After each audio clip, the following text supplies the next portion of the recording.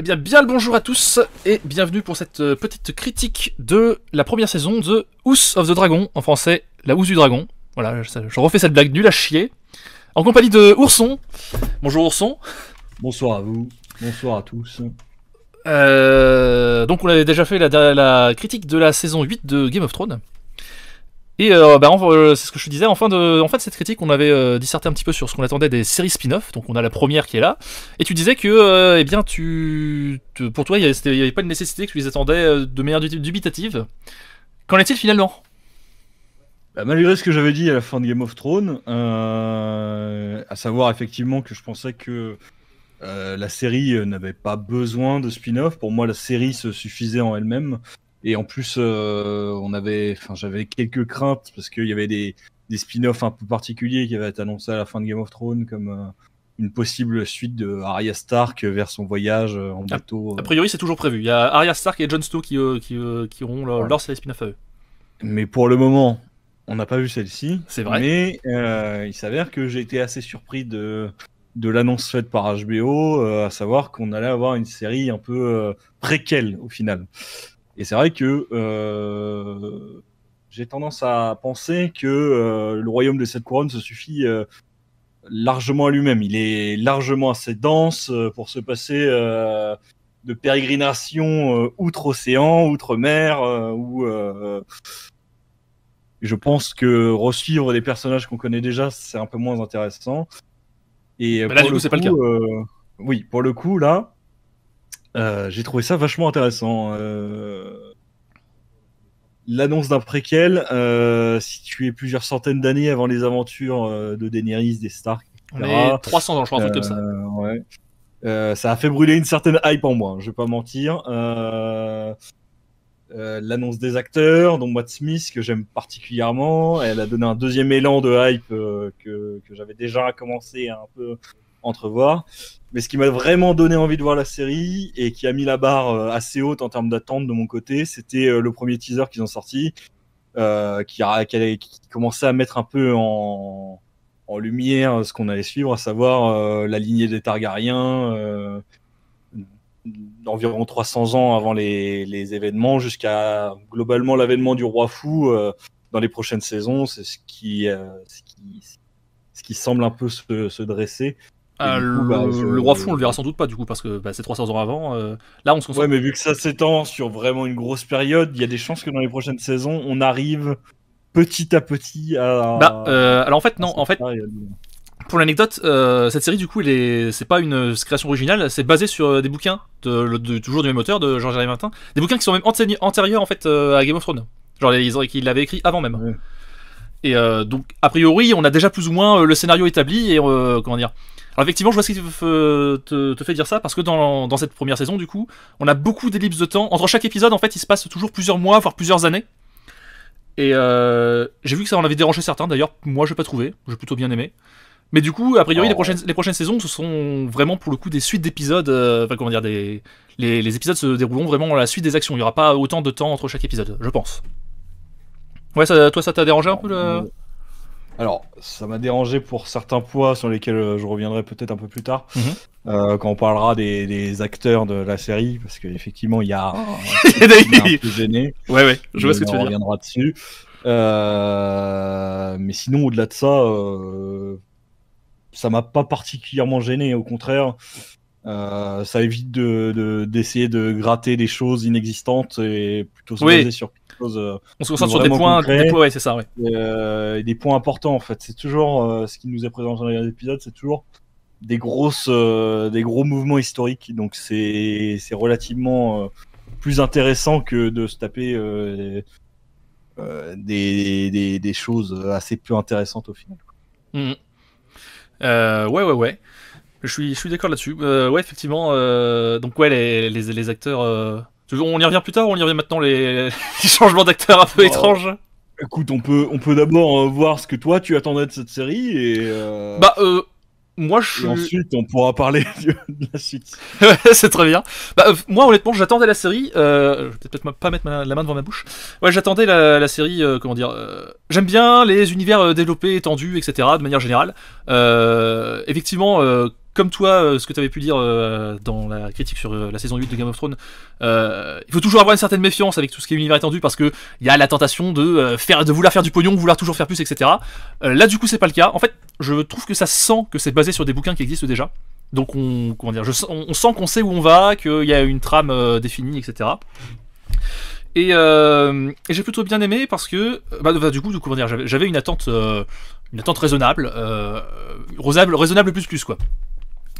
Et je ne suis pas du tout déçu, au contraire. Et comment dire, on retrouve Game of Thrones, l'ambiance de Game of Thrones, mais en même temps, il y a suffisamment de changements dans l'ambiance, comment dire, pour que ce soit pas une redite, tu vois ce que je veux dire. Parce que du coup, Game of Thrones, on était très sur des intrigues qui se passaient d'un coin à l'autre de Westeros, du coup. On voyait plein de personnages, plein d'éléments, etc. Et là, on est sur quelque chose de... Il y a une ambiance huis clos, j'ai trouvé.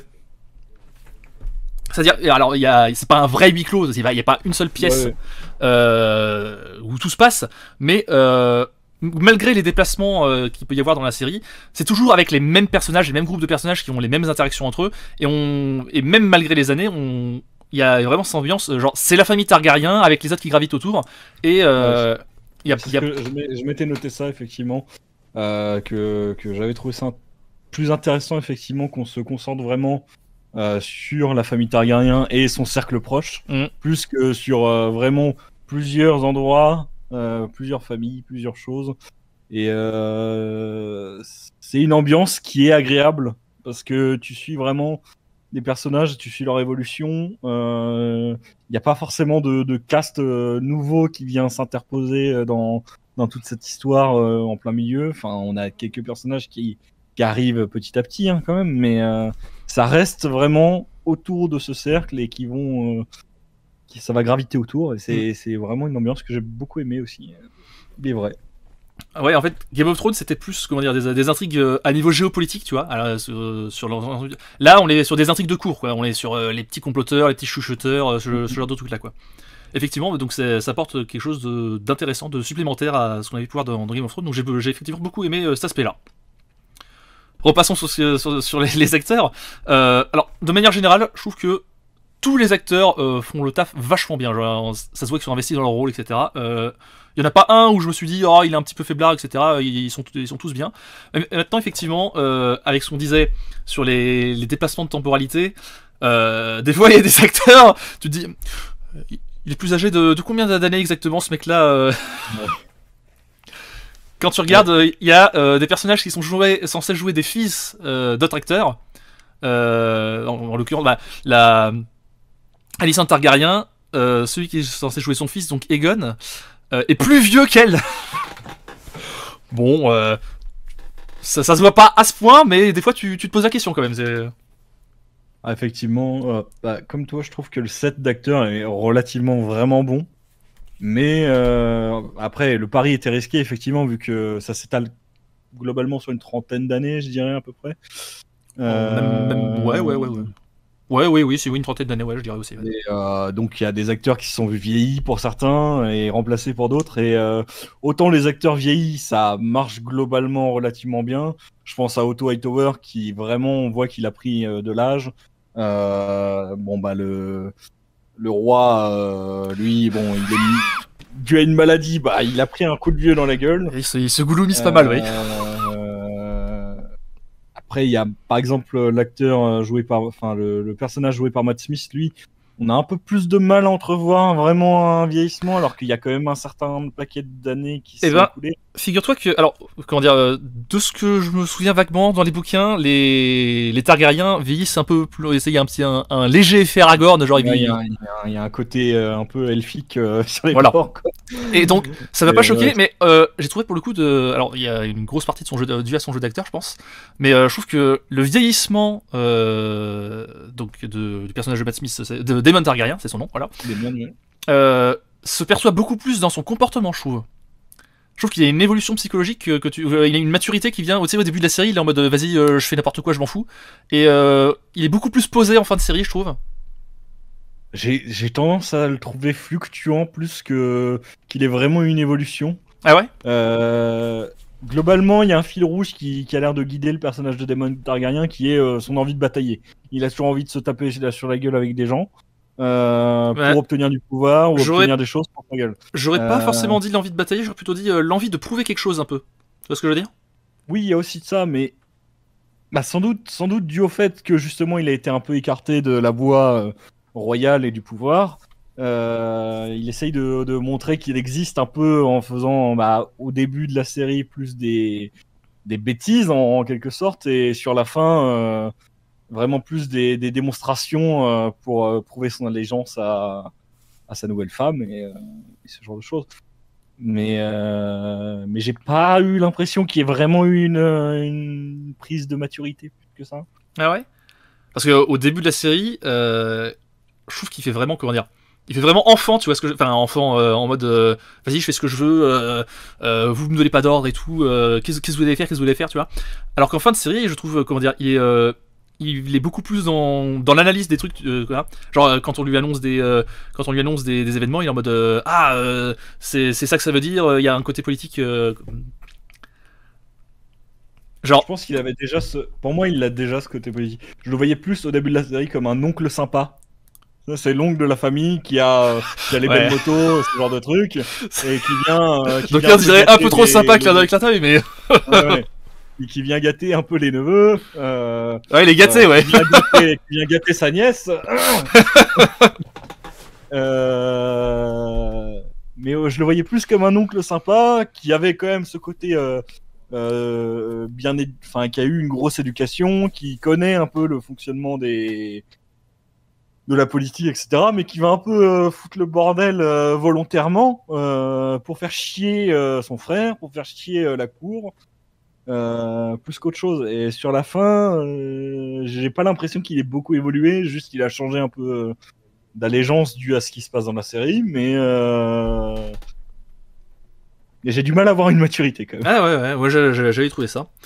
Et tant qu'on est sur lui, je trouve qu'il y a un parallèle qu'on va sans doute voir développer dans les prochaines saisons, mais très intéressant entre lui et son neveu du coup. Oh, c'est compliqué leurs histoires de famille.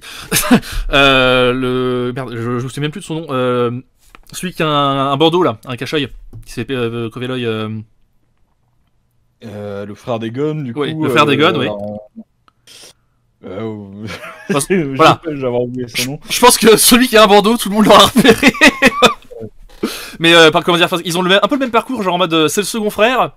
Moi on m'a pas choisi pour gouverner, mais pourtant c'est moi qui sais me battre, c'est moi qui ai des connaissances culturelles, historiques, etc. C'est moi le plus compétent en fait, tu vois. Et mais ils se mettent quand même en retrait par devoir un petit peu, et ils flirtent un petit peu avec le côté est-ce que je suis mon devoir ou est-ce que vas-y je fous le bordel pour montrer que j'existe, tu vois. Et je trouve que les deux personnages ont ça. Et je pense qu'il y a comment dire une préparation d'un duel entre les deux assez clairement, à la fois psychologique mais même physique. Je pense qu'ils vont finir par se battre à l'épée, tu vois. Bah, il y a de fortes chances. Effectivement, je trouve que les deux personnages se ressemblent pas mal. Il y a un épisode où on a un repas de famille j'ai pensé, oui. Entre la famille de Rhaenyra Targaryen et celle de son père, globalement, avec Alicente et ses nouveaux demi-frères. Et effectivement, il y a des moments où j'ai retrouvé son nom, c'est Aemon Targaryen, qui va un peu titiller ses neveux, du coup, parce que c'est encore Ce sont des bâtards. des niaiseries de famille, là, mais qui va un peu titiller, et on voit tout de suite qu'effectivement Daemon Targaryen voit directement que son neveu, il est en train de faire quelque chose que lui-même aurait peut-être fait, et du coup il va un peu s'interposer, mais sans en faire trop, de façon un peu Bah il y a un échange de regards entre les deux, tu sens qu'il y a comment dire, qu'ils sont en mode je te respecte mais on va se défier, quoi, tu vois ce que je veux dire. ouais. Mais effectivement, ce personnage a une évolution assez intéressante, Daemon Targaryen aussi. Oui. Lui qui à la base est un peu Le bisu. c'est un Targaryen de sang, mais qui n'a pas eu de dragon, donc qui est un peu mis de côté en quelque sorte pour la famille Targaryen, qui n'est pas le premier à accéder au trône non plus, étant donné que c'est son frère qui est le premier mâle né de son père. différentes choses. Et il est vraiment mis de retrait au tout début. Et il va un peu évoluer. Il va aller voler le dragon de quelqu'un. Il va un peu s'imposer en tant que personnage et montrer qu'il est peut-être plus digne que son frère, qui lui est un peu une tanche alcoolisée. Ouais, tanche, alcoolisé, pervers, violeur, tout ce que tu veux. Lui, c'est la totale. Hein. Faut dire que la première introduction qu'on a de lui, c'est le voir se branler en mode Homelander sur le port réal. Tu comprends tout de suite que t'as affaire à une petite merde, quoi. Peut-être une bataille. Et ce serait intéressant, pour le coup. Puis même plus qu'un combat, comment dire, physique, avec un combat, comment dire. Je pense qu'il y aura une évolution des deux personnages en parallèle qui finiront par... c'est un peu quelque part... sans doute en plus développé un peu comme ce qu'on avait eu pour la montagne et le limier, tu vois. Je pense pas que ça soit à ce point-là, parce que la montagne et le limier, il y avait quand même un gros passif de leur enfance. Oui, mais justement, là, c'est un oncle et son neveu. La seule vraie différence qu'ils ont, c'est qu'ils n'ont pas la même allégeance en absolu. Oui, il y a pas vraiment de. Justement, je m'attends à ce que ce passif, on le voit se construire. Ouais, mais je sais pas, parce que là, au vu des événements de fin de saison, effectivement, peut-être que ça peut monter quelque chose, une envie de vengeance. Après, est-ce que ça sera à ce point-là similaire à ce qu'on peut avoir avec du limier et la montagne? Je pense pas non plus. Si on peut revenir sur les acteurs pour en parler, on avait parlé des acteurs qu'on vieillit et qui n'ont pas changé pendant la saison. Mais là où il y a un petit point noir, un petit truc un peu gênant, c'est ces acteurs qui changent. Donc ça touche effectivement Aemond et Aegon, ça touche aussi Rhaenyra, ça touche Alicent, qui du coup voient leurs acteurs complètement changer. Et pour certains, entre deux acteurs, ça change quasiment complètement le rôle au final. Je prends Rhaenyra comme exemple. Ouais. Que je trouvais au tout début vraiment sûre d'elle, qui avait tendance à s'imposer, à montrer qu'elle n'était pas contente, à montrer ce genre de choses. Ça reste un petit peu avec l'actrice qui la remplace en milieu de saison, mais je trouve qu'elle perd ce côté d'assurance qu'elle avait au tout début.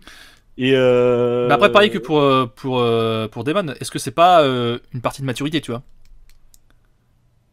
Parce que on voit quand même qu'elle est, à partir du moment où effectivement elle change d'actrice, on voit qu'il y a un côté plus ok, j'ai compris que j'ai des responsabilités, je les assume un peu plus, tu vois ce que je veux dire? Je suis d'accord.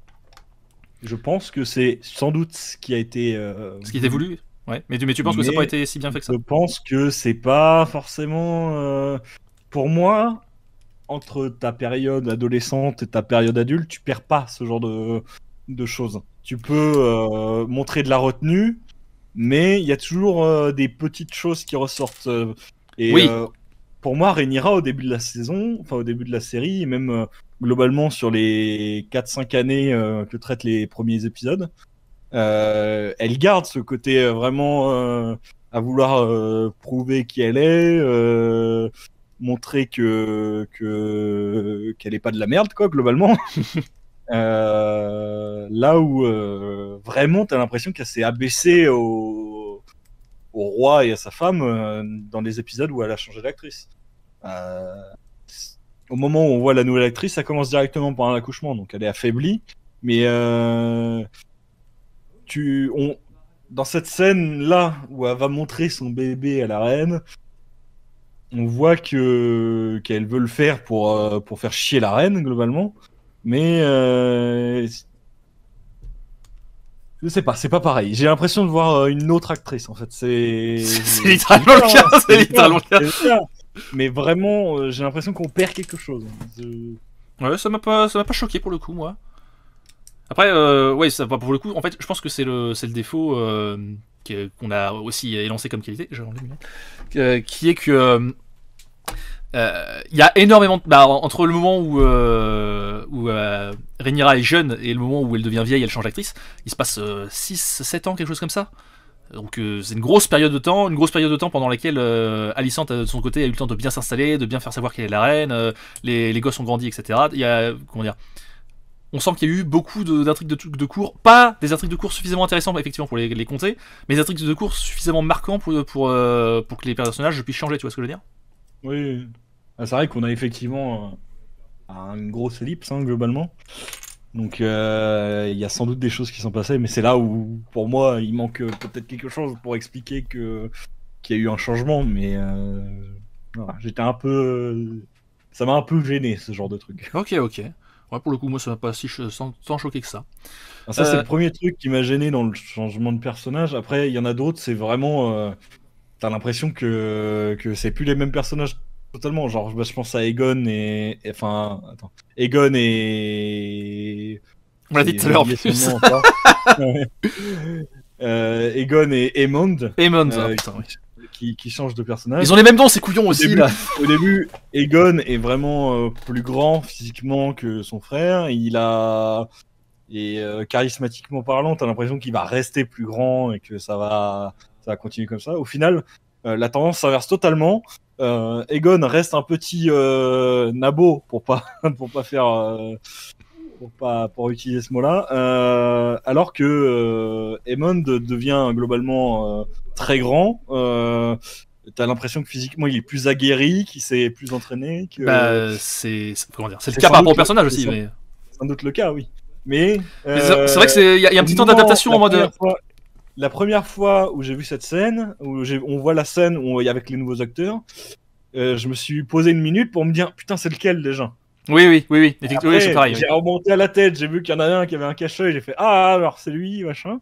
Mais il y a quand même eu besoin de se faire ce petit travail-là pour me remettre les personnages en tête, et j'avoue que c'est pas forcément agréable tout le temps. Ça te sort un peu du truc, tu fais ah, effectivement, il y a eu un changement d'acteur. Bon, c'est des trucs un peu dommages, quoi, qui sortent un peu de la série, qui sortent un peu du... Mais après, ça, je pense que ce sont des défauts qu'il y aura vraiment dans la première saison, parce que c'est ce que je disais en introduction. Je pense vraiment que les saisons suivantes, pour le coup, on va avoir beaucoup plus des conflits guerriers. Là, en fait, la première saison était pour monter les deux oppositions entre les deux camps qu'il y aura pour la guerre civile qu'il va y avoir sur les prochaines saisons, tu vois. Et donc il y aura plus ce changement d'acteur, je pense. Et je pense aussi qu'on va quitter un peu les intrigues de couloir et qu'on va en plus retourner sur quelque chose de plus géopolitique. Ça commence un petit peu en fin de saison quand ils vont voir les Baratheons pour voir leur allégeance, etc. Ils ont déjà annoncé qu'on reverrait Winterfell dans les prochaines saisons. Donc a priori, on va plus retourner sur des intrigues plus similaires à Game of Thrones après. Ok. Donc ouais, il devrait plus trop y avoir ce genre de problème. Je pense vraiment qu'on a eu une première saison qui était là vraiment pour mettre en place toutes les intrigues, faire comprendre les relations entre les personnages, qu'est-ce qui les oppose, qu'est-ce qui les allie, qu'est-ce qui les anime, tu vois. Et ce qu'il y a eu dans leur histoire qui les amène à vouloir se batailler. Voilà, c'est ça. C'est ça. Ouais, donc je pense qu'on a fait un peu le tour des personnages. Alors, je propose de passer sur en fait ce qu'on aurait dû faire au début, c'est par rapport à l'histoire de la série. Donc, on aurait dû le faire au début. L'histoire de la série, en gros, c'est on suit Viserys, qui est donc roi, le roi Targaryen qui vient d'accéder au trône. Qui vient d'accéder au trône de Westeros. Enfin, il vient d'accéder au trône. On le voit accéder au trône, puis après, on voit que ça fait un petit moment qu'il est là, quoi. Et on suit sa fille Rhaenyra, qui donc est annoncée comme son héritière. Et en parallèle, Viserys se remarie à Alicent Hightower, qui lui donne du coup des fils que la plupart des gens dans le royaume semblent voir comme le vrai héritier, dans la mesure où en fait c'est un homme. Et donc il y a le conflit entre premier-né et premier-né mâle, quoi. Et on va voir les intrigues se développer autour de ça, avec les familles qui vont choisir de supporter l'un ou l'autre en fonction de leur intérêt personnel. Donc on a dit effectivement on est beaucoup plus sur du huis clos, des intrigues de couloir, etc. Est-ce qu'il y a des éléments qui t'ont plus que d'autres dans cette histoire, plus gêné que d'autres dans cette histoire?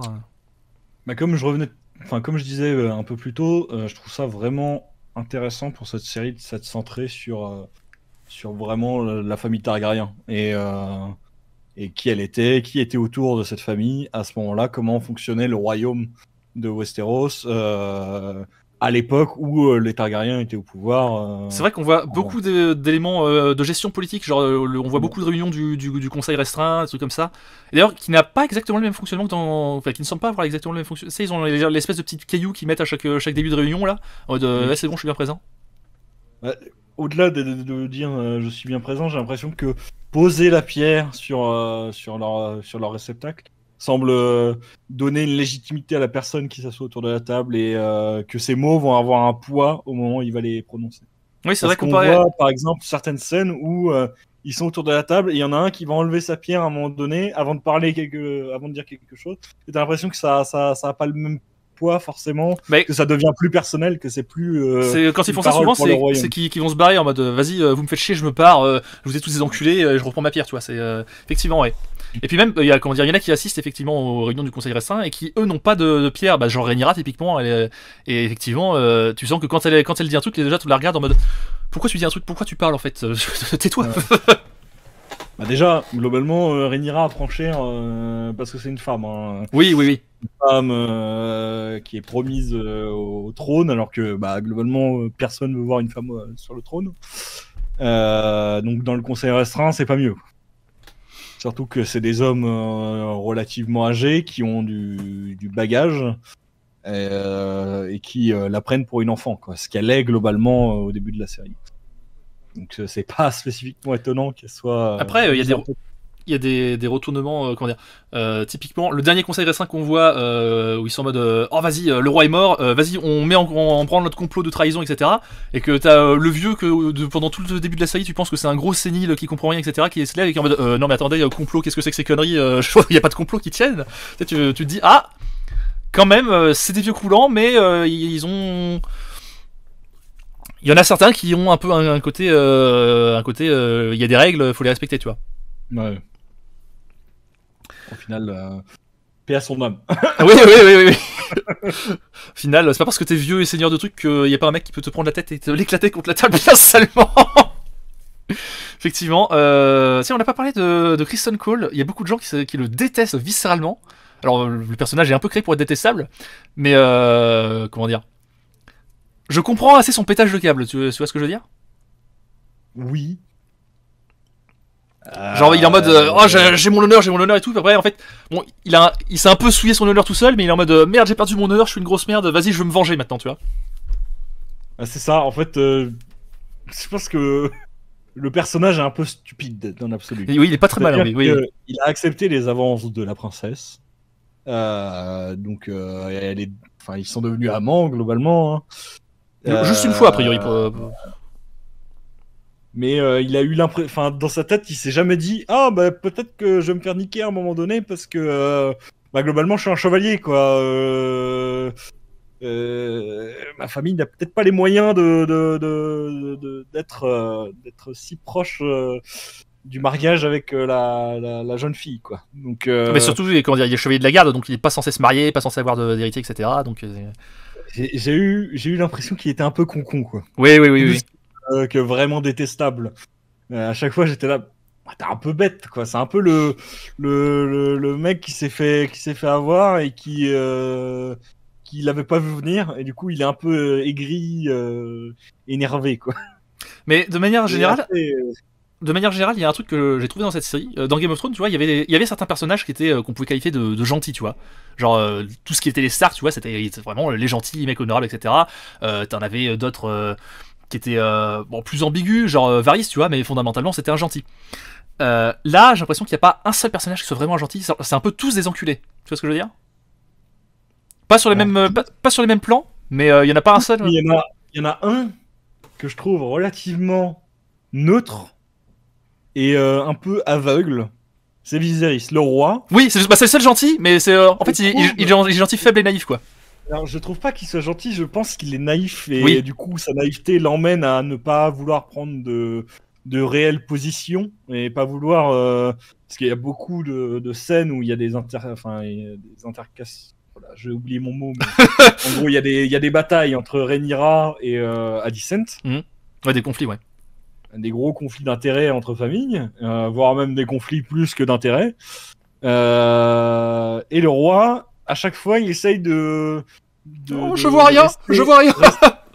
Il y a une première phase avec ça, et ensuite, il utilise quand même son pouvoir pour dire par contre, vous la fermez, sinon ça va mal se passer pour vous. Oui, il veut mettre le truc sous le tapis, quoi. C'est en mode, il y a rien eu, taisez-vous, il y a rien eu. C'est ça. Mais On a Rhaenyra qui globalement a eu 2 fils illégitimes. Hein, 3 même, 3 même. Il y a le troisième qu'on voit pas parce qu'il est ouais. tout petit, mais ouais. Il le voit, il le sait. D'ailleurs, il y a un certain moment où on voit qu'il est là en mode...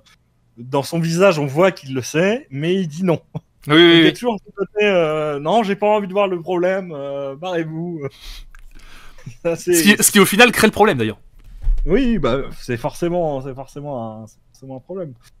Mais c'est vrai qu'au-delà de lui, ils sont tous moisis à un certain niveau, quoi. Oui. Ce qui rend pas la chose plus mal d'ailleurs, hein, parce que, comment dire... si ce sont tous des enculés, comment dire, comme ce sont tous des enculés à différents niveaux, t'as envie quand même de continuer de voir où ça va, qui va être le... En fait, là où dans Game of Thrones, tu voulais plus suivre les gens en mode qui va être le plus sympa, là tu suis plus le truc en mode qui va être le plus gros enculé. Ouais. Il y a un petit côté ça, je trouve. Je pense que on t'invite, en regardant cette série, à choisir quand même un camp. Oui. Pour être honnête, j'ai pas choisi d'ailleurs. Quel camp va te plaire le plus en fonction des saloperies qu'ils font et voir un peu ce que tu considères le plus grave dans les saloperies, tu vois. Moi, j'ai eu plus tendance à me sentir avec Rhaenyra, par exemple. Je pense que Mais la série va faire ça, oui. Je pense qu'il y a des gens qui vont beaucoup aimer Les verts, du coup. et qui vont penser leur choix plus logique et plus respectable. Donc, je pense qu'on t'invite à faire un choix, quand même. Oui. Bah, pour être honnête, j'ai pas encore fait le choix, personnellement. Ouais. Parce que, effectivement, la série, je trouve qu'elle penche plus du côté de Rhaenyra, ce qui est logique, c'est un peu son histoire, parce que c'est le premier personnage qui est introduit, etc. Mais, effectivement, en termes de légitimité par rapport au royaume, pour l'instant, je trouve que le camp des Verts, du coup, le camp d'Alicante, est plus compétent, je pense, apporte plus de poids, de crédit à leur pouvoir. Même si, d'un autre côté, c'est quand même le camp des plus gros enculés, quelque part. Bah, sur le papier, moi, déjà, le fait que le roi se soit marié avec Alicent, c'était pas censé arriver, normalement. Oui, quand il annonce, tout le monde en mode... Hein, pourquoi? Qu'est-ce qui se passe? C'est vrai. Il y a eu des grosses manigances qui ont amené à ça. Et ça c'est bien joué pour Otto Hightower qui a fait sa manigance. Mais pour le royaume, on t'explique très bien dans les premiers épisodes que pour que le royaume aille bien, il faudrait qu'il se marie avec Un Targaryen, ouais. avec la fille de Rhaenys, qui est La Velaryon, qui est la cousine, la fille de la cousine du roi. Pour que ils renforcent leur flotte maritime et qu'ils puissent conquérir les mers. On t'explique bien que c'est le choix logique et bon à faire. Et au final, suite aux manigances, tu vois, il y a un autre choix qui est fait et qui est pas forcément bon, mais qui est un choix purement charnel, physique, amoureux, tout ce qu'on veut. Et du coup, déjà, ça commence. Pour moi, ça déjà, j'étais là, putain. Les Hightower, c'est quand même des belles salopes. oui, clairement. Après, pour ce qui est du cas d'Alicante, en vrai, tu sens que au début, elle est pas du tout à fond dans le délire, tu vois. Et en fait, elle se retrouve plus ou moins malgré elle impliquée dans le truc, et c'est la moins grosse salope de toute la fournée, quoi. Genre même quand Elle fait un peu avec ce qu'on lui donne. Oui. Après, plus tard, pour se protéger, elle est amenée à faire des décisions et à prendre faire des choix qui vont globalement, suite à son ordre, donner des résultats relativement discutable, ouais. plus ou moins discutables. Mais au-delà de ça, elle le fait un peu par dépit suite à tout ce qui s'est passé avant, quoi. Oui. Mais même quand ce dernier conseil restreint dont on a parlé tout à l'heure, pareil quand Otto Hightower et les autres sont en mode vas-y complot, on va mettre notre héritier à nous sur le trône. Même elle est en mode attends un complot, mais je voulais pas ça moi un complot, et elle suit un peu malgré elle, tu vois. En mode d'accord, mais on essaye de faire ça tranquillement. Quand ils sont en mode vas-y, on va tuer Rhaenyra, envoyer les gardes pour l'assassiner et tout. Et en mode non, on fait pas ça, nous, on fait les trucs dans les règles quand même, s'il vous plaît. C'est parce que au-delà du fait que ça soit son fils et que c'est quand même pour elle, ça devient plus important protéger ses enfants et de faire en sorte que eux soient bien. Faut pas oublier que à la base, Oui, cette amie, ils ont oui. essayé de nous faire. Et oui, c'est ça. Alicante et Rhaenyra étaient des bonnes amies. A priori, ce qui est un peu différent dans le livre, elles n'étaient pas vraiment amies parce qu'il y a vraiment une différence d'âge assez importante entre elles dans les livres, en tout cas. Mais dans la série, on nous les montre comme des amies, des personnes qui se respectent l'une l'autre et qui sont relativement proches.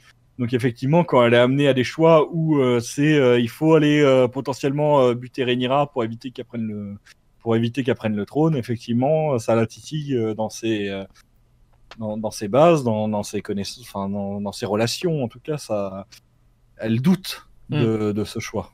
Donc, ce qui est normal en vue de ce qui s'est passé, quoi. D'autres trucs à dire sur qui est lié à l'histoire, qui est lié aux événements qui se passent? Et bah, enfin, moi j'ai trouvé ça vraiment cool. Personnellement, j'ai beaucoup aimé l'histoire. Pour mettre un point final,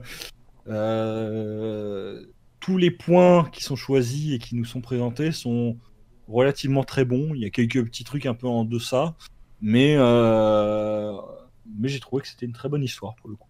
Et j'ai hâte de voir la suite. Moi, je suis d'accord, je suis là. Après, est-ce qu'on peut parler un peu de la partie visuelle, de la partie réalisation, etc. J'ai trouvé que on sentait qu'il y avait un manque de budget sur certains éléments. Comment dire, il y a pas mal de passages. Alors, en fait, de manière générale, la série est très belle, je trouve.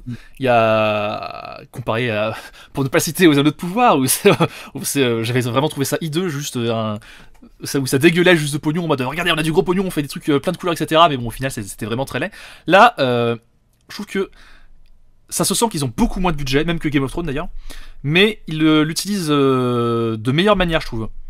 Il y a, comment dire, il y a pas mal d'éléments, ils utilisent pas mal la technique, la vieille technique un peu de Clodo, de mettre de la brume pour cacher un peu, pour pas voir qu'on voit pas trop, genre notamment quand ils sont dans des scènes à Père Dragon et que t'as le dragon qui vole sous le pont, t'as de la brume, etc. Tu vois bien que c'est juste pour que le dragon ne soit pas trop affiché trop longtemps à l'écran. Mais quand ils montrent un lieu, quand ils montrent vraiment un lieu, là ils savent bien utiliser leur budget, j'ai trouvé. Mais moi, ce que je me suis marqué, c'est que pour moi, on était très clairement dans la suite. Donc, ce qui va un peu différer de ton avis à toi. Et moi, je trouvais qu'on était vraiment, en termes de réalisation, dans les dernières saisons de Game of Thrones. Ah ouais, ouais, j'ai trouvé justement qu'on était plus comparable à la première saison de Game of Thrones. Pour moi, moi j'ai trouvé que c'était assez grandiloquent, vraiment soigné. Ah oui, non, mais ça, j'ai pas le contraire. Quand il y a des scènes dans des salles même qui sont présentées que de coin, il y a énormément de détails, il y a beaucoup d'objets, beaucoup de décorations, beaucoup de choses. Les batailles sont relativement bien fichues. Les quelques mini-batailles qu'on peut voir, il n'y en a pas tant que ça, sont relativement bien fichues, même si elles sont pas nombreuses. Les dragons, quand on les voit de proche, oui. on apprécie relativement bien. Il y a une diversité visuelle des dragons. Il y a beaucoup de... T'as l'impression qu'il y a plusieurs espèces de dragons qui nous sont présentés. Il y en a des vraiment balèzes, il y en a des plus petits. D'ailleurs, il y a des scènes où on va voir un petit dragon qui se pose dans une espèce de grande cour. Et d'un coup, on voit des grandes murailles au loin. Et derrière les grandes murailles, on voit une tête de dragon qui sort. En mode Godzilla, oui. Je trouve quel point il y a des différences de taille et... La gestion des échelles entre les dragons, je la trouve vraiment plutôt bien gérée. Hein. Parce que tu vois vraiment qu'il y en a qui sont tout petits et d'autres qui sont très très très très très gros. Genre comparé à ceux de Daenerys dans Game of Thrones, t'as des dragons, c'est 4-5 fois leur taille, t'es en mode waouh, ah oui, on est pas là pour plaisanter quoi, c'est... Quand, effectivement, quand t'as dans le tout dernier épisode, c'est même la toute dernière scène, t'as le gros dragon qui chope le petit dragon dans sa bouche, le petit dragon qui est pas un CP dragon, c'est qui est quand même un gros... un dragon quoi. Ouais, voilà. Et tu vois l'autre dragon qui est 1000 fois plus gros, qui le chope dans sa bouche, qui le déchiquette comme si c'était juste un petit haricot vert de merde. T'es en mode ah oui, d'accord. Ça remet en perspective tout ce que tu imaginais jusque-là. Ouais. Et c'est très agréable quoi. Oui, et puis tu te rends compte comment d'ailleurs que les dragons sont bien violents mine de rien, tu vois. Je les trouve même beaucoup moins contrôlables que ce qu'on avait pu voir dans Game of Thrones. dans Game of Thrones, ils suivaient un peu plus ou moins Daenerys à la lettre, tu vois. Alors, ils faisaient un petit peu des conneries dans leur coin, mais bon. Il y a un moment donné où il y a vraiment, enfin dans Game of Thrones, il y avait quand même un moment où elle perdait vraiment le contrôle sur ce dragon, qui amenait Daenerys à faire le choix de les enfermer. Ouais. Donc il y a quand même eu ça, mais on se rend pas compte à quel point autant un dragon peut à un moment donné se dire mais finalement toi qui es sur moi là, nique-toi, moi j'ai envie de m'amuser donc je vais aller bouffer l'autre là. Ouais. Puis, je trouve que de manière la puissance, tu parlais de la mini bataille effectivement contre le gaveur de crabe au tout début, qui d'ailleurs est un méchant. Je m'attendais à petite parenthèse, je m'attendais à ce que ce soit un gros méchant de la série, etc. C'est un méchant anecdotique, il est réglé en un épisode. Tu dégages. Et quand on voit les batailles contre lui, la violence et la puissance des dragons qui arrivent, qui pètent, qui crament tout, comment dire. Je les trouvais même vachement plus puissant que dans la dernière scène de Game of Thrones où t'as Daenerys qui crame tout Port-Réal. Là, on est sur encore un autre niveau, quoi. Là, tu sens qu'il les maîtrise plus aussi, quelque part. Après, je pense qu'il y avait une histoire de mise en scène dans Game of Thrones. Oui, bien sûr. Parce que, c'était quand même. Port-Réal a quand même été détruit relativement entièrement, donc il y a quand même une certaine puissance dans le dragon, sachant qu'elle était avec un seul dragon, donc c'est quand même balèze. Mais là, effectivement, on se rend plus compte de du pouvoir destructeur que peut avoir ces dragons et à quel point ils inspirent la crainte rapidement. Mais même chez les Targaryens d'ailleurs, hein, parce que il y a plein de moments où on les voit des Targaryens être à proximité des dragons, ils sont en mode ouf, je suis pas si rassuré que ça, quoi. Je me barre. Même Daemon. Les scènes où ils s'approchent des dragons, tu vois qu'ils y vont pas sereinement. Oui. C'est un peu C'est un peu un coup de poker, ils y vont, c'est peut-être ça marche, peut-être je meurs. Ouais, c'est ça. Mais même Viserys, c'est même dans le deuxième ou le troisième épisode qui dit oh là, on a l'illusion de contrôler les dragons, mais en réalité, on n'a pas de pouvoir sur eux, quoi. Et effectivement, on le constate par la mise en scène et par l'histoire que c'est le cas. Effectivement, ils ont pas tant de pouvoir que ça sur eux. Ils profitent de leur pouvoir du mieux qu'ils peuvent, mais à tout moment, ça se retourne contre eux, quoi. Ce qui arrive dans le double tranchant, quoi. Ce qui arrive dans la dernière scène, effectivement, un bête conflit d'animaux pour le coup, parce que des dragons animaux va littéralement déclencher une guerre civile, quoi. C'est ça. Mais pour revenir du coup à ce qu'on disait, toi tu trouves que c'est comparable visuellement aux dernières saisons de Game of Thrones? Moi je trouve que c'est. Je trouve que déjà sur le matériel utilisé, tu vois que c'est globalement la même chose. Au niveau du budget, je pense que pour la réalisation visuelle, ils ont eu globalement quelque chose de similaire. Là où je trouvais par exemple que la première saison de Game of Thrones dont tu parlais tout à l'heure avait un peu plus ce côté un peu plus fan-made, un peu plus on vous donne un peu de matos sur le côté, vous faites votre truc et montrez-nous que vous savez faire quelque chose, quoi. Ça avait moins ce côté grosse production, alors que là je retrouve un peu ce que je voyais visuellement dans les dernières saisons de Game of Thrones. On retrouve dès qu'il y a des grosses scènes ou des scènes vues en plan large, par exemple à Père Dragon, il y a beaucoup de scènes sur le grand pont avec des Père Dragons au fond, les dragons qui volent un peu partout. Et je trouvais vraiment qu'il y avait une certaine qualité visuelle, un certain budget mis dedans. Ouais, moi j'ai trouvé justement que ça faisait plus pauvre. Enfin, comment dire, ce qui est logique quelque part. Alors, effectivement, je te rejoindrais en disant que on sent qu'il y a une plus grosse maîtrise par rapport à la première saison de Game of Thrones. Mais là où je comparais plus ça à la première saison de Game of Thrones, c'est comment dire, t'as beaucoup moins de grands plans, comment dire, sur des grosses villes, sur des grosses structures. Les plans sont plus restreints, tu vois. Là, typiquement, dans Game of Thrones, dans les dernières saisons, Père Dragon, tu les vois marcher sur tout le long du pont, ça les amène à la forteresse, tu vois la mer derrière, etc. Là, le pont de Père Dragon dont tu parlais, on le voit 3 fois, exactement avec le même angle. À chaque fois, il y a de la brume dessous pour pas trop qu'on voit que la mer, il faut la cacher un petit peu parce que sinon c'est un peu cher, tu vois. Alors, c'est beaucoup plus maîtrisé, oui, mais je trouve que ça se voit qu'il y a beaucoup moins d'argent. Pas, comment dire, Après, je me suis expliqué cette différence-là par un autre point qui est que je vais me baser sur une scène qu'on voit dans Boréal, dans Port-Réal. Ouais. Je crois que c'est dans l'épisode 1 où Daemon Targaryen va faire avec la garde royale un peu un nettoyage. Les gardes dorés, qu'il y a dans la ville. Et tout de suite, ça m'a frappé à quel point tu vois que la ville est moins avancée technologiquement parlant que dans Game of Thrones. C'est beaucoup de chemins en terre, il n'y a pas encore beaucoup de routes pavées, il n'y a pas encore beaucoup de construction. Il y a une petite ville et après il y a des gros bâtiments de la royauté. Mais globalement, les bâtiments du du bas peuple, c'est encore un peu la terre. Donc pour moi, je me suis dit, si c'est moins impressionnant visuellement que dans Game of Thrones, c'est aussi potentiellement parce que on n'est pas à la même époque du tout et il y a moins de choses à montrer. Ouais, je vois ce que tu veux dire, c'est vrai que c'est une possibilité, ouais. Après, il faut aussi dire que dans Game of Thrones, on voyait sans doute un peu moins ce qui est de l'ordre du petit peuple, ou alors plus sur des personnages bien concentrés, tu vois. Alors que là, on voit vraiment beaucoup plus la crasse, les bordels, au sens premier du terme. On voit beaucoup plus les petites gens de Port-Réal, effectivement, qui sont nombreux, qui grouillent. On voit les petits trucs, quoi. Parce qu'on voyait pas tant que ça dans Game of Thrones, mine de rien. On le voyait de temps en temps, mais Alors, vite fait, quoi. on le voyait, mais c'était déjà plus la partie haute du bas peuple. Oui.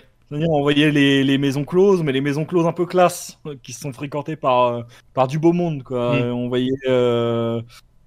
Les seules fois où on voit vraiment le bas peuple, c'est par exemple dans les scènes où Cersei se faisait un peu humilier en public, ce genre de choses. Mais c'est vrai qu'on le voit assez peu au final, quoi. Mais ouais, je trouvais, ouais, effectivement, mais je suis assez d'accord pour dire qu'il y a une certaine évolution. Enfin, tu vois l'évolution du temps dans vraiment la toute première scène. Tu vois un espèce de plan panoramique sur Port-Réal, etc. Et tu vois qu'effectivement, t'as des bâtiments qui. Tu retrouves les bâtiments, tu retrouves des trucs, mais tu vois aussi qu'il y a des bâtiments supplémentaires, d'autres qui y sont plus trop. Typiquement le. Merde, comment ça s'appelle, Fausse Dragon, là où ils avaient les dragons, tu vois un énorme bâtiment très colossal qui est plus du tout dans Game of Thrones, quoi. Faut pas oublier que là l'histoire c'est 300 ans qu'il y a à peu près entre l'histoire et Game of Thrones. 300 ans, peu importe où t'es, oui, bien les sûr. endroits évoluent, quoi. Donc, mais oui, effectivement, ils ont fait sentir cette évolution, j'ai trouvé, effectivement. Et c'est pour ce genre de choses, moi je me suis dit, mais peut-être effectivement c'est pour ça qu'ils font pas des plans aussi balèzes, parce qu'il y a moins de choses à montrer, quoi. Ce serait plus de plaines, il y a moins de construction, ils sont encore sur un royaume encore un peu plus en avant, quoi. C'est pas impossible, effectivement. Alors je trouve quand même qu'il y a, aussi d'autres éléments, pas que sur les décors, genre sur les costumes. Notamment dans le premier épisode, tu sais, t'as un espèce de grand tournoi entre les chevaliers, etc., qui est vachement stylé d'ailleurs, où les costumes font plus factice un peu, enfin, pas tant factice, mais plus fantasy. Et c'est le cas aussi un peu dans la première saison de Game of Thrones, là où après ils sont assagis, ils ont fait des costumes qui ressemblent plus à quelques détails près, à des vraies armures, des vrais costumes que tu pourrais porter dans la vraie vie. Là t'as vraiment des mecs qui ont une giga-main sur leur casque, une giga-tour, des plumes de partout, tu vois ce que je veux dire. Et ça faisait plus fantasy. Et ça donne un effet moins de budget un petit peu, je trouve. Moi je m'étais marqué pour les costumes que je trouvais ça relativement bon. Oui, bien sûr. Que les armures fantasques des chevaliers feront grincer quelques dents, donc effectivement voilà. on se retrouve là-dedans. Mais sinon que je trouvais ça relativement bien, même si effectivement les costumes sont un peu fantasques comme je le disais plus tôt.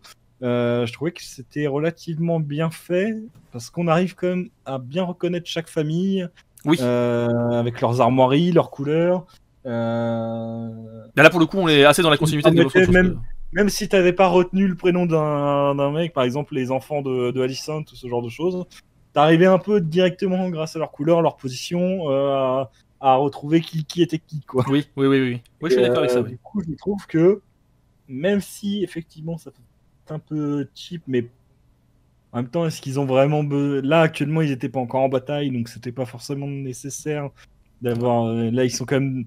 On peut expliquer ça par le fait que c'est peut-être le style actuel de la cour et des nobles, c'est pas impossible. Je trouvais ça quand même relativement bien fait, moi, personnellement.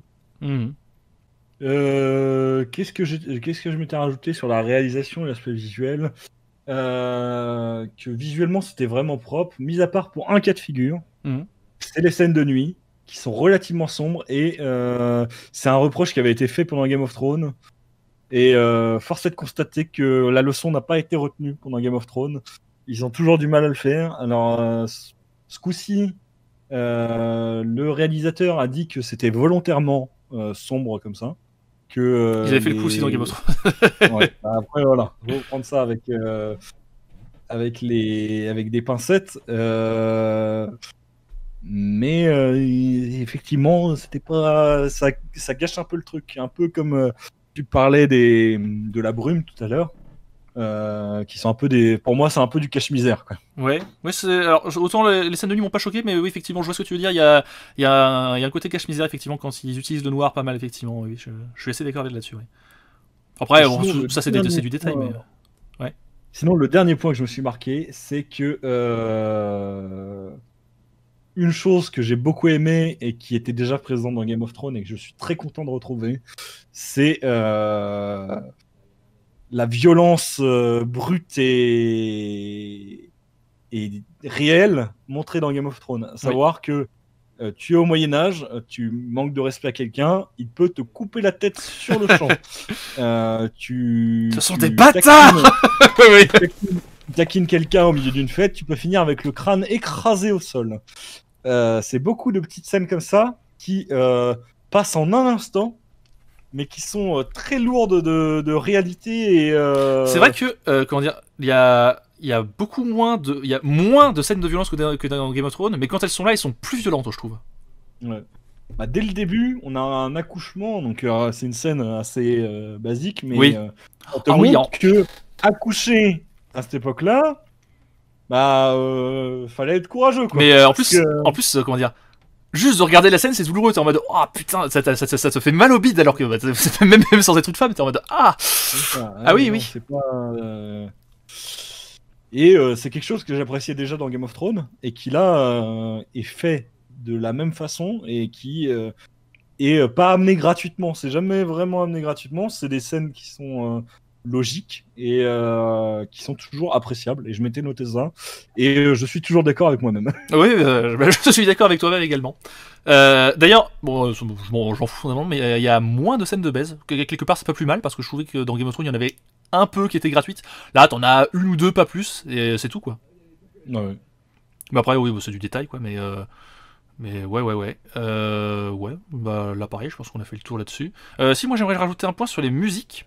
Je trouvais que, alors, pour le coup, je trouve encore que c'est un peu comme dans la première saison de Game of Thrones. Je trouve que les musiques sont, il y en a deux qui sont mémorables. Celle de Daenerys qui revient, donc en fait elle est mémorable de Game of Thrones, et celle de Rhaenyra du coup, qui a un thème lié, c'est souvent les deux vont ensemble. Et tout le reste, les musiques sont un peu en fond, un peu en arrière. Et c'était un peu pareil dans les premières saisons de Game of Thrones. Comment dire, les musiques étaient bien, mais elles étaient un peu. Et c'est vraiment à partir de la saison 5, je pense, à partir notamment de quand Cersei fait péter le septuaire, que là ils ont commencé à mettre comment dire, les musiques vraiment en mode Seigneur des Anneaux, en mode vas-y, on met des grosses musiques bien repérables qui suivent bien. Et j'ai pas trouvé que c'est le cas là dans cette saison de. Mais moi j'ai même moins que ça, c'est-à-dire que même les thèmes que tu as cités là, ça m'a pas marqué. Le seul truc qui m'a marqué, c'est l'introduction. Le thème de Game of Thrones qui revenait, oui, ça m'a marqué parce que j'étais content de le retrouver. Mais le reste des musiques, il n'y a rien qui m'a vraiment laissé une marque, laissé une trace. Je pourrais même pas t'en parler tellement j'ai oublié le truc, tu vois. Ah ouais. Mais bah pour le coup, puisque tu parles du générique aussi, j'ai un truc à dire sur le générique, c'est que je trouve pas ouf. En vrai. Parce que j'adorais vraiment celui de Game of Thrones, je le trouvais fantastique, mais là, je trouve. Alors déjà, je trouve que réutiliser la musique, je trouve ça un peu faiblard. Je trouve que c'est un peu facile. Bon, c'est bien, t'es content de l'entendre, mais t'es en mode. Bon, vous auriez pu réutiliser la même musique, mais avec une ou deux variations peut-être pour montrer que c'est une autre série, tu vois. Et il y a ça, puis même visuellement. Alors, je comprends l'idée. Oui, toutes les familles sont liées par le sang, etc. Donc tu vois effectivement des flots de sang, mais je trouve assez confus. Là, celui de Game of Thrones, je le trouvais très très clair. On voyait bien que c'était la carte. On arrivait même à resituer les villes géographiquement sur la carte, etc. Là, j'ai trouvé. Ça n'est arrivé qu'au dernier épisode pour que j'arrive enfin à comprendre que le truc général dans lequel tu circules, c'est censé plus ou moins être la maquette de Viserys, c'est l'espèce d'énorme maquette qu'il construit dans sa chambre. Et j'ai compris ça qu'au dernier épisode. Et pareil, il y a plein de. Tu comprends que bon voilà, c'est faut faire le lien de sang entre les différentes familles, chaque petit élément qui tourne sont des éléments symboliques liés au personnage, mais t'as pas trop le temps de les voir et de piger exactement ah oui c'est tel symbole qui est lié à tel personnage, tu les piges qu'en revoyant le truc, tu vois, et je trouvais ça bon, il est pas nul, mais je trouve voilà, on peut mieux faire, tu vois ce que je veux dire. Ouais, je me suis pas attardé autant que toi sur le générique, mais effectivement j'ai le même avis que toi sur le fait que je trouve ça relativement faiblard de réutiliser quelque chose avec le budget qu'ils ont. C'est vraiment dommage, quoi. C'est vraiment un aveu de faiblesse, un aveu face à l'envie de faire plaisir aux fans pour leur dire vous voyez, c'est Game of Thrones, hein, là, regardez, c'est notre générique. Il y a un peu de ça, ouais. En fait, moi j'aurais été Bon, content qu'ils réussissent bon. le même thème, mais avec des petites variations en mode c'est la même musique, mais c'est un truc différent, tu vois ce que je veux dire? Ça aurait montré quelque chose. Moi j'aurais aimé quelque chose de totalement différent. Ouais, totalement différent. Ouais. Bon. Ouais. Bon, après, tout ça, c'est du détail. Hein.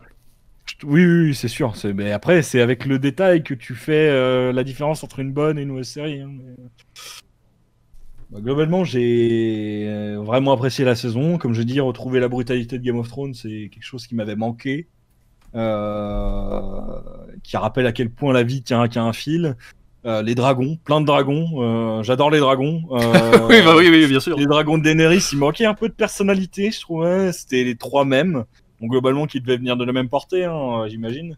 Là, et d'ailleurs, parenthèse, je me suis demandé si, tu sais, à un moment, dans la série, t'as Daemon qui trouve 3 œufs. Je me suis demandé si c'était pas les mêmes 3 mêmes œufs. Tu vois ce que je veux dire? Ah, peut-être. Peut-être. Bon, petite parenthèse, on verra bien ça, mais ouais. Effectivement, oui, probablement de la même portée. Mais effectivement, il y a une grosse diversité des dragons, ouais. Mais ouais, vraiment un bestiaire vraiment large, donc c'était vraiment chouette.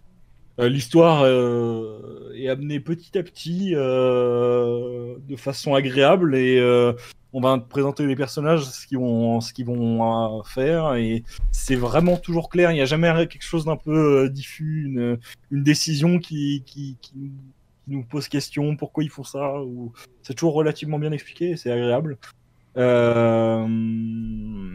Et globalement, un final qui n'augure que de la bonne guerroyade pour la saison 2, donc ah oui, la saison 2 va envoyer dragon, guerroyade à coup de grosses épées, donc on attend ça avec impatience. Je retiendrai sans doute pas mal de scènes de la première saison, les traîtrises, les manipulations, les personnages malhonnêtes et détestables, même si le mec qui se branle sur des pieds. Bon, alors ça c'est un détail un peu gênant. Et j'ai eu une autre petite déception qui est que Otto Hightower face à Littlefinger en saison 1 de Game of Thrones, qui mettait donc Littlefinger qui mettait l'entièreté de la saison 1 avant de montrer son visage de salope.